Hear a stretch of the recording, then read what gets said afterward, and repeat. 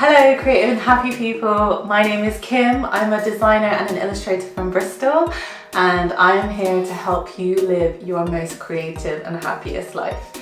So I want to kick off my channel by talking about a subject that's very close to my heart, and that is the topic of body image.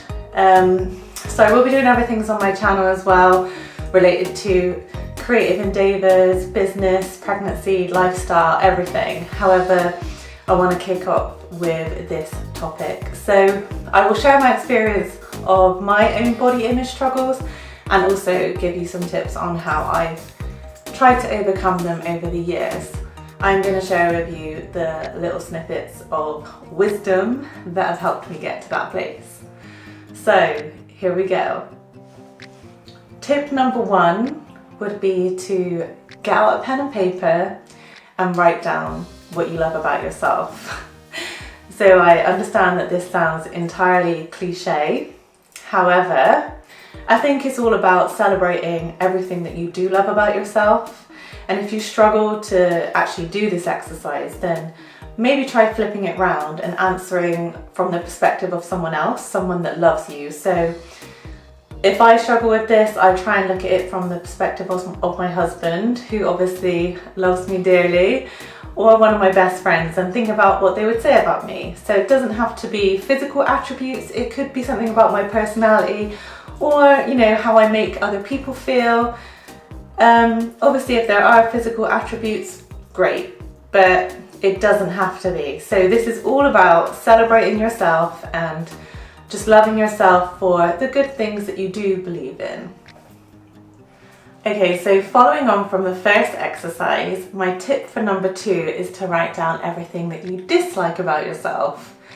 So if you struggle with body image issues, then I am absolutely positive that this list will be longer than your first list. However, there is a bit of a change in perspective here, because I do want you to look at this list afterwards and try the 5 whys technique. So basically what this is you would look at something that you've written on your list. So let me think. For me it might be something like, my boobs are too small, which is something that I've always been paranoid about and I've always been bullied about, and I've constantly felt on the fence about whether or not I should get cosmetic surgery.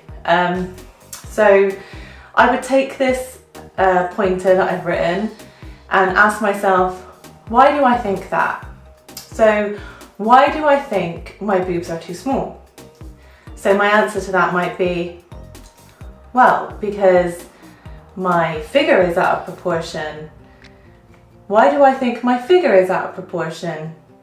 Well, that would be because in magazines and on the TV, I get told that the feminine form should be, at the moment, because it's in fashion, a lovely curvy hourglass.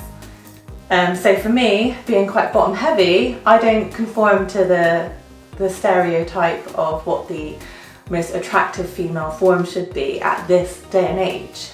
And the cycle would continue, and you keep asking yourself why, until you get to the root cause of what is truly making you feel the way you feel about the certain area of your body that you don't like. And I think that this is quite an eye-opening technique, and it can be quite uncomfortable to go through. However, generally you will find there is a common theme, and normally it stems from advertising, what we expose ourselves to through social media. We are constantly caught in this comparison trap all the time, and we are told that how we look is not ideal, and we have to be aware that this is happening to us. We live in a consumer culture, and advertisers out there know that they can make us spend our money if they hone in on all of our so-called flaws. So yes, doing this exercise probably will uncover that. It may uncover that the reason you dislike something on your body is because of something that happened in your childhood. Maybe you were bullied, maybe you had a partner that said stuff about you in the past. That's certainly true for me. Or maybe it's a combination of all of the above. But the main thing is that by doing this exercise, you do become aware of those.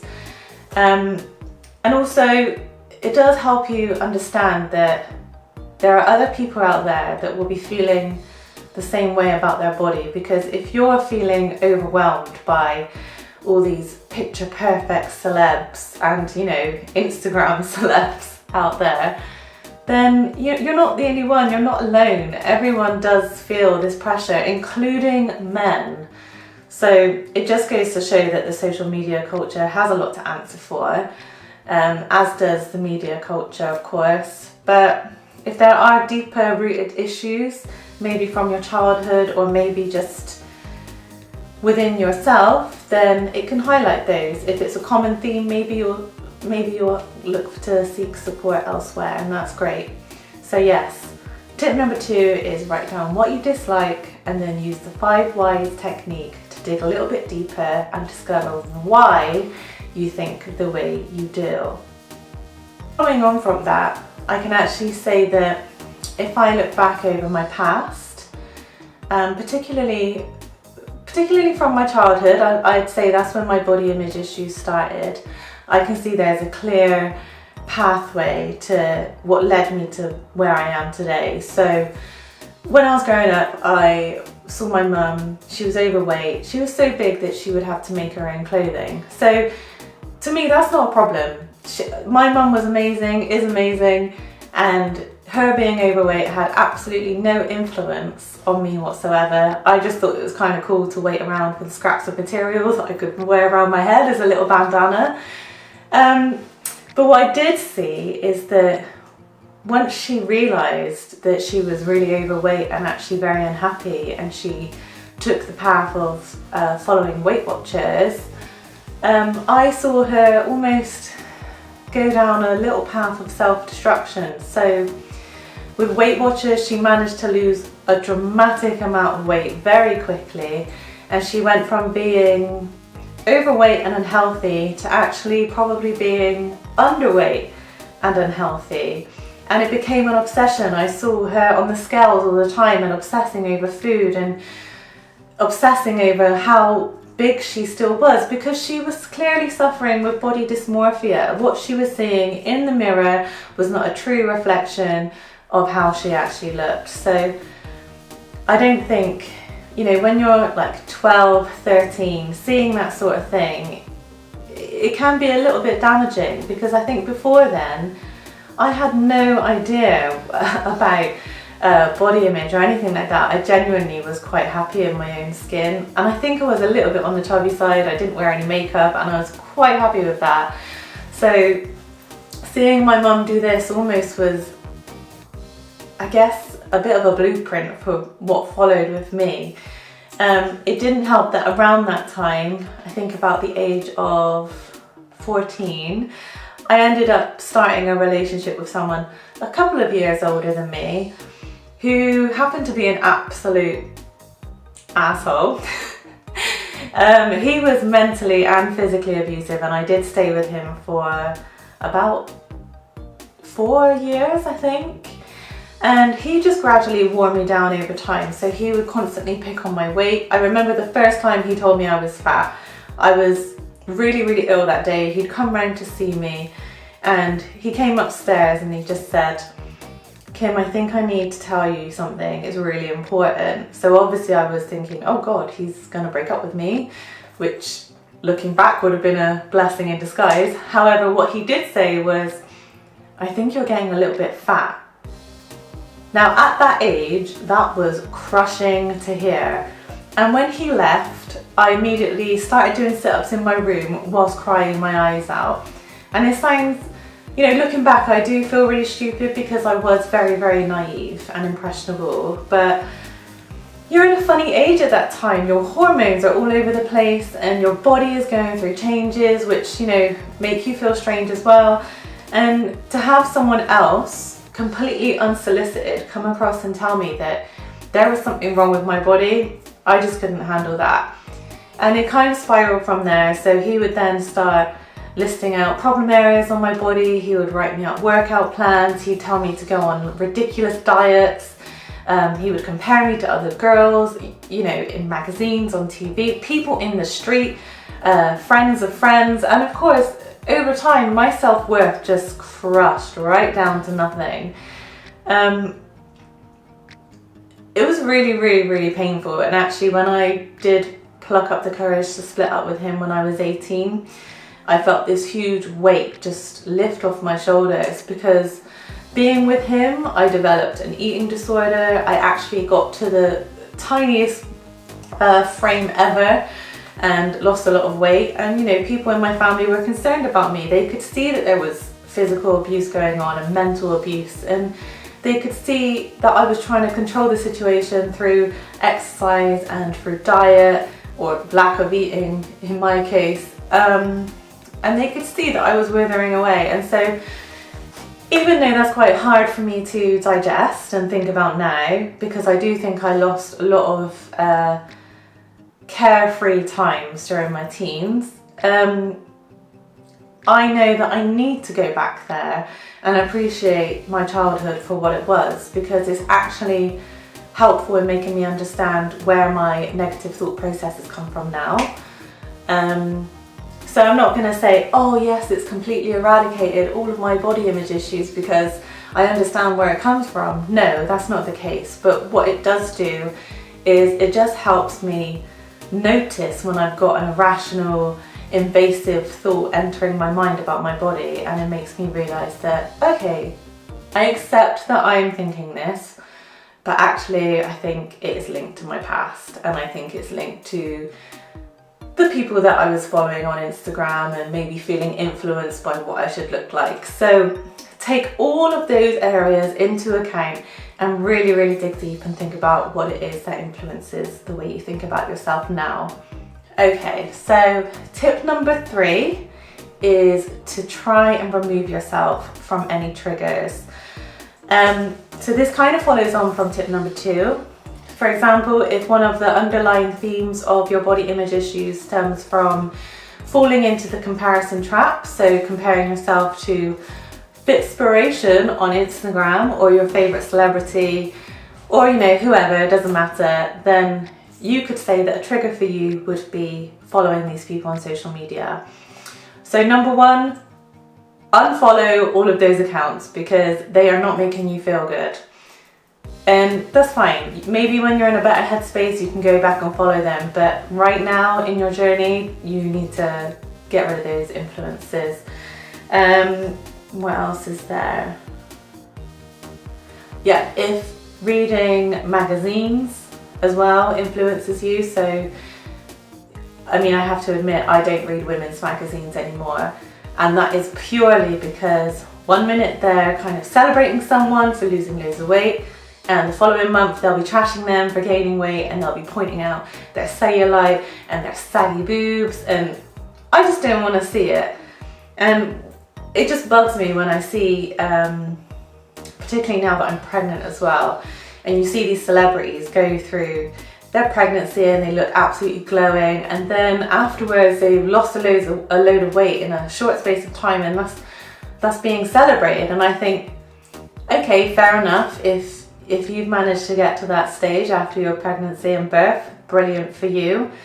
But I think as an average person, it puts this pressure on me to be something that I'm not, and maybe detract away from actually enjoying being a mum, because the pressure is put on how I look afterwards, and I don't want it to be like that. I want it to be about how great I am as a mum and how I just enjoy the experience of, you know, my maternity leave, just bonding with my baby. I don't want to be thinking about, oh God, I need to lose so much weight because otherwise people are going to judge me, and that's not what I want. So yeah, magazines for me, they've been a no-go for years and years, and I totally begrudge paying anyone and paying the companies to read this absolute trash that just infiltrates my mind.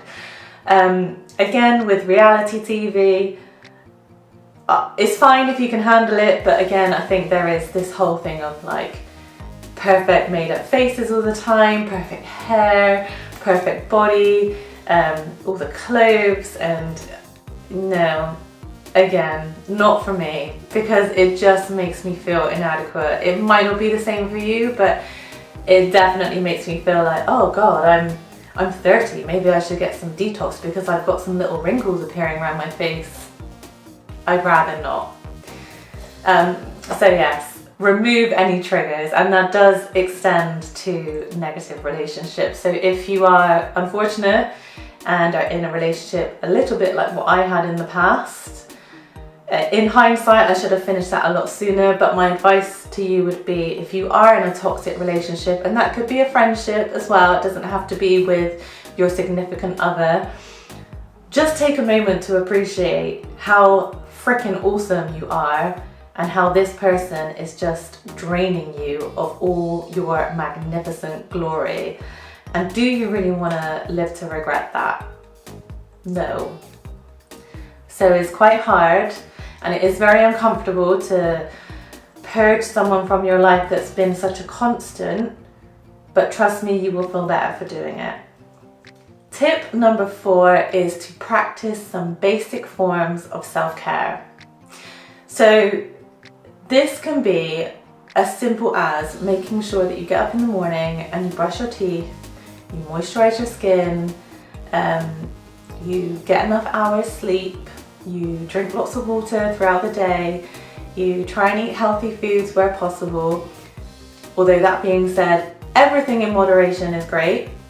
I am not an advocate of restricting yourself because I've been there, done that, got the t-shirt, was totally unhappy for it. So I am now very much an advocate of do whatever makes you happy and eat everything, basically. The whole point of self-care is just to show yourself some love and compassion. It's just small acts of kindness towards yourself, basically. So you wouldn't treat your friend or your partner or your pet in a derogatory way. So why would you do it to yourself? Because you need to look after the vessel that you're in, and it can be just small acts of kindness towards yourself every day that can help you feel more worthy. I know for me, I'm not a workaholic, but I do love to get stuck into what I'm passionate about, and sometimes I forget that I actually need time on my own to just be me, just relax, completely guilt-free, and just recharge my batteries. So for me, that is actually drawing or colouring or just being on my own and doing nothing. I know that I need that time to truly appreciate myself and just recharge myself. So what you don't want to do is start neglecting your needs because you're too busy looking after everyone else, or because you're too busy with all of your commitments. You need to make self-care an absolute priority, because you cannot expect to be on top form for everyone else when you are constantly coming from a place of feeling drained. And also, there is no better way to show yourself that you are worthy of love and good things by showing yourself kindness. It starts with you. Tip number 5 is to get support and surround yourself with good people. Okay, so this does kind of tie in with what I've said already about removing toxic relationships from your life, but also is about nourishing yourself with the good relationships that you do have, because the people that do love you and do care about you, they want to help, and they do want to help you through your journey with your body image struggles. For example, meeting my husband was one of the best things that ever happened to me. He absolutely loves me, every fibre of my being, exactly as I am. I have not had to change a single thing, and we've spent hours and hours and hours and hours and hours going back over my past and talking about all the things that I've been through. And I guess in a way, he's been my counsellor, and I wouldn't have it any other way. He's always working to build me up and constantly compliments me, and he makes me feel very secure in myself. So as vulnerable as it can make you feel, and sometimes, you know, with body image, you can be a little bit paranoid that if you say to someone, oh, I struggle with my body image, and they look at you and think that you look absolutely fantastic and you don't have anything to worry about, you might think, oh, they're gonna think that I'm vain, or, you know, whatever, they'll think something negative. someone that truly loves you, they won't judge you on that. So it's perfectly acceptable to lean into all those people around you that do love you. Also anyone that when you spend time with them, maybe you completely forget about your negative inner monologue that's going on because you just feel so happy in their presence. These are the people that you need in your life. So count on those people and surround yourself with them. If you need further support, then definitely seek a local therapy group, or you can go to your doctor and actually get referred to a specialist. I have tried to do the therapy route, and to be honest, it didn't work for me. I couldn't relax enough to actually talk about myself. I just felt like I was being very self-indulgent. So that's obviously a little bit of a hang-up that I've got there, and I just found that I was lying to the therapist, so actually it was a waste of time. However, I also knew that back at home I had my husband, and he is a better therapist than any. So with him, I've grown to actually appreciate who I am and look at myself beyond my physical appearance. If you don't have someone like that you can lean on and who is strong enough to be your rock and support you through your body image issues, then 100% seek out a therapist. But just know that therapists are a little bit like jeans. So jeans, it can be a struggle as a woman to find the perfect pair of jeans that fit us everywhere. And a therapist is very much like that. So just be aware that the first, second, third therapist that you meet, they might not be the one for you, but you will find someone that is the perfect fit. Just keep going with it, to be honest. And I think cognitive behavioural therapy, CBT, is actually one of the recommended treatments for anyone suffering with body image issues, low self-worth, body dysmorphia, because it basically helps retrain your thought processes and helps you deal with problems in a more positive manner. So yes, 100% seek the support you need, and don't feel vulnerable or afraid or guilty or anything like that, ashamed to do so, because you need the help and that's fine. Tip number 6 is to practice flipping your perspective. So at the moment you probably obsess over all of the bad things you think about yourself or you assume of yourself, and I just want you to try it from a different angle. What would happen if you spent your time obsessing over all of the good things about yourself and didn't pay any attention to the negative in a monologue? How would that change how you feel on a daily basis? Also, there's a brilliant poem which really spoke to me, and I can't pronounce the name of the person, but I will write it in the comments. And I'm just going to read this out to you because I think for me it just totally touched a nerve, because from one angle, I'll just read it because it's really good. So this poem is called Pretty Ugly. I'm very ugly, so don't try to convince me that I am a very beautiful person, because at the end of the day, I hate myself in every single way, and I'm not going to lie to myself by saying there is beauty inside of me that matters. So rest assured, I will remind myself that I am a worthless, terrible person, and nothing you say will make me believe that I still deserve love. Because no matter what, I am not good enough to be loved, and I am in no position to believe that beauty does exist within me. Because whenever I look in the mirror, I always think, am I as ugly as people say?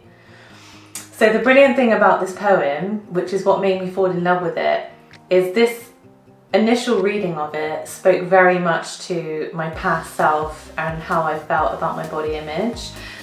I would say that the negative voices about my body image are starting to fade to a whisper now, and it's actually the reverse of this poem that speaks to me a little bit more. So if I read this poem backwards, it completely changes the message and changes the entire perspective of the poem. So here we go. Am I as ugly as people say? because whenever I look in the mirror, I always think beauty does exist within me, and I am in no position to believe that I am not good enough to be loved, because no matter what, I still deserve love. And nothing you say will make me believe that I am a worthless, terrible person. So rest assured, I will remind myself there is beauty inside of me that matters, and I'm not going to lie to myself by saying I hate myself in every single way, because at the end of the day, I am a very beautiful person, so don't try to convince me that I'm very ugly. So I'll link to that in the comments, but absolutely amazing poem, and I think if you can print it out and stick it on a wall at home, please do so. I am doing the same. So yeah, I think it's worth noting that you shouldn't listen to bullies, and that does include yourself. So it's really not about your body needing to change in a certain way. It's actually about trying to change your perspective and recognizing that your perspective has probably been shaped by exterior influences. Now I have included a freebie, so this is something from my upcoming journal called the Creative Happy Life Journal. It is a work in progress and it is an absolute passion project. So this exercise basically gets you to look at your limiting beliefs about yourself and gets you to flip them on their head into something positive, and actually gets you to dig deep and see where those beliefs come from. So I will also link to that in the comments below. There is also a colouring page included which says you shouldn't listen to bullies, including yourself. So that's something you can colour in, frame, and use that as a reminder on the daily that you should be flipping your perspective and actually trying to appreciate and love who you are right now. Easier said than done, but as I've said before, it's all about digging a little bit deeper and actually seeing where your perspective has been shaped in the past. Tip number 8 is to recognise that perfection does not exist. The best way to do this is actually to look over the historical trends of fashion and beauty, and you'll notice there is no clear link between what was perceived as the ideal body type or the ideal fashion at the time. And what that just demonstrates is that we are very much in a world where perfection is not a real thing. It's just something that we are told exists and we are told to believe in, because then we will spend our money. For example, when I was growing up, it was very much the rage to have tiny little flat stomach and really slim legs, slim bum, really thin eyebrows as well. That was a total trend. And now, when I walk around and I think, oh God, my thighs are really big and my bum is really big, I'm so lucky. I only feel lucky because I'm being told at the moment that big bums are the thing. So right now, at this current trend in time, I'm deemed as having, you know, a desirable derriere, dare I say it. But back then, it was such a bugbear to have this massive bum and these chunky thighs that just wouldn't disappear. But the reality is that it doesn't matter what body shape you are, because there will always be someone or something across the span of your lifetime that will tell you otherwise and will tell you that you are not deemed as good enough. Also, if you take losing weight, for example, how often have you tried to achieve a certain weight loss goal thinking like, oh my God, there's going to be like rainbows and glitter and unicorns and I'm going to be so happy when I reach a certain weight on the scale, and you get to that number absolutely just grinding your butt off and then realise I still feel the same. And if anything, you probably don't even take a moment to appreciate how hard you've worked and where you've got, and just go ahead and set another goal. So happiness itself is not something that can be achieved through looking a certain way or having certain things in your life like material possessions. It is honestly a journey. So we need to teach ourselves and unwire this kind of constant need to change and evolve and to acquire things in our lives that we think will make us happy, and actually just appreciate that right now, as we are enough, and we don't need anyone else to tell us any different. When you're stuck in a mindset of constantly beating yourself up, it can be quite hard to realize that throughout your life, every single day will have a moment of happiness that you can appreciate. But these little moments of happiness are sometimes just tiny little snapshots. It could be something as simple as you wake up a little bit earlier and you enjoy some peace and quiet before you start your day at work. That is happiness. Happiness is not getting lip fillers or changing your bum or, you know, like doing all the flipping glute exercises in the world. Like, that is not what it's about. But I can assure you of one thing, that if you try and chase perfection, you will become the unhappiest you have ever been. Because it doesn't exist and you will never reach the destination. There was a time in my life when I got heavily into exercise, and I think if you're struggling with mental health, exercise is actually really good for you.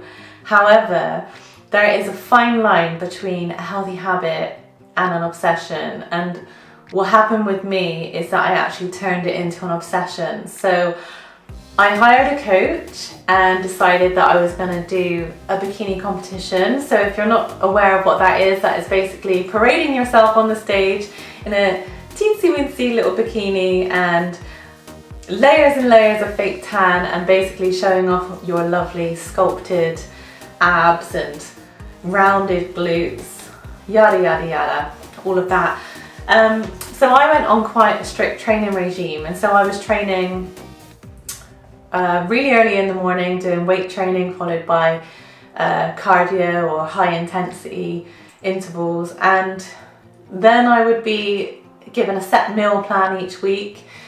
And to be honest, when I first started, it was such a positive experience because I'd just gone through quite a horrible breakup and I was in a little bit of a state of depression, and doing this actually gave me a really positive focus. But I kind of reached a peak with it, so I could see my body changing and I was getting slimmer and I was feeling stronger, feeling better, and that was great. So climbing that little uphill bit, then I reached the peak and then it was kind of downhill. So the closer I got to actually being stage ready, the more I was turning inwards and thinking, God, I am so unhappy, and I was scrutinizing every single little detail on my body. You know, oh, I've got too much hip fat, and oh, my boobs are like completely gone now, and oh, my bum's not round enough, or my calves are too big. And instead of looking at myself and thinking, wow, I've worked so hard, God, look how good my body is, this is the best shape I've ever been in, I hated myself. And do you know what? The diet just made me so unhappy because all I thought about was either eating food, prepping food, or feeling effing hungry all the time. It is not a way to live. So as much as I thought that doing this bikini thing would lead me to this land of happiness and perfection, it just led me to unhappiness and depression. So lesson learned there. This is why I'm such a huge advocate of everything in moderation, and I now enjoy my exercise. You know, I do it sporadically and I enjoy it because it just makes me feel a little bit better about myself, and there's no kind of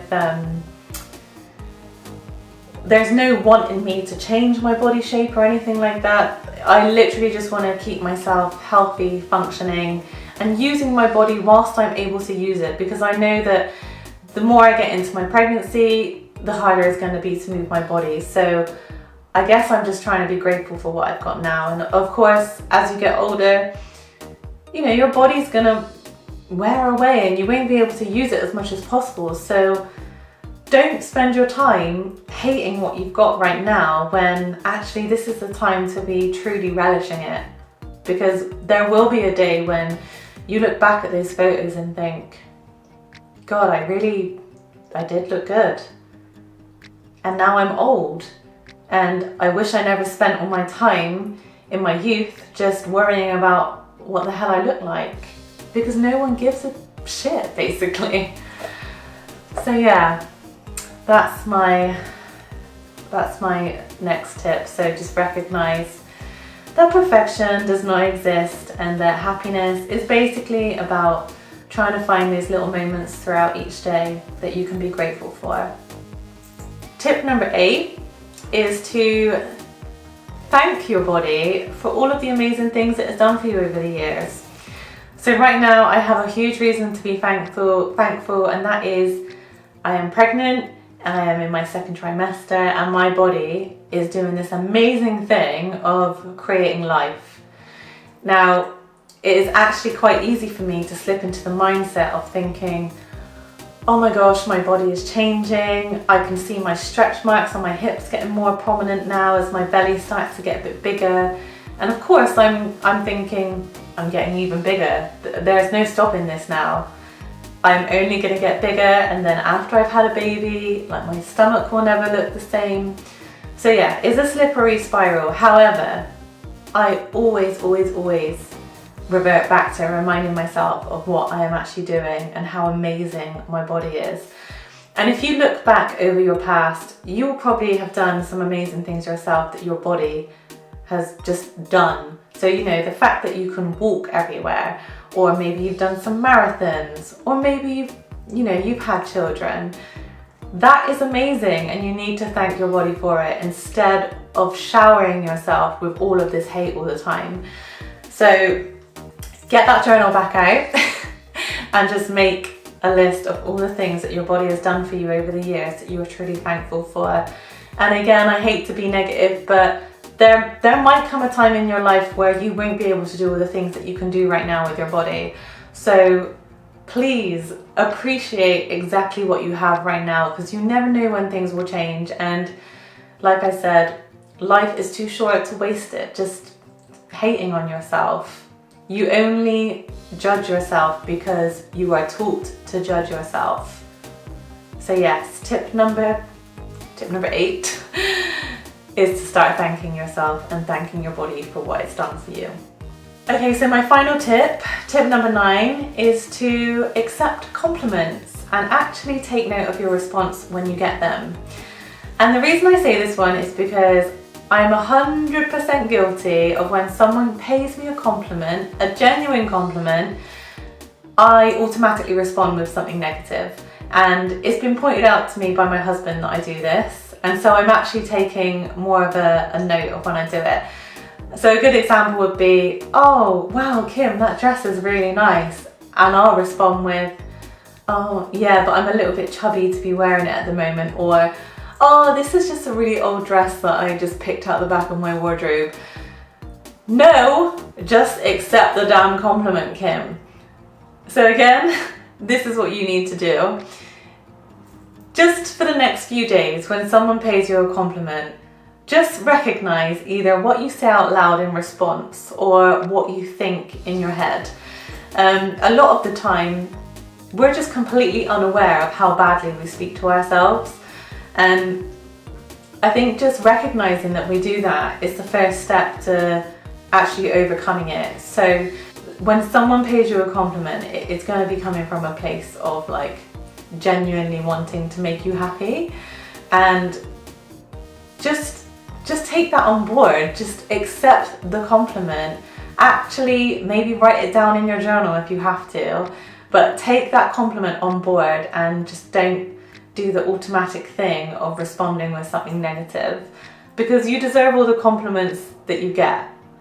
And I think we spend all of our time listening to the negative stuff that people say, or the negative things we say about ourselves, and that's really easy to listen to and really easy to take on board. But when it comes to compliments, we just can't apply that same theory. So this tip is basically just about recognizing what you are doing yourself that stops you from harboring all the good stuff that comes your way.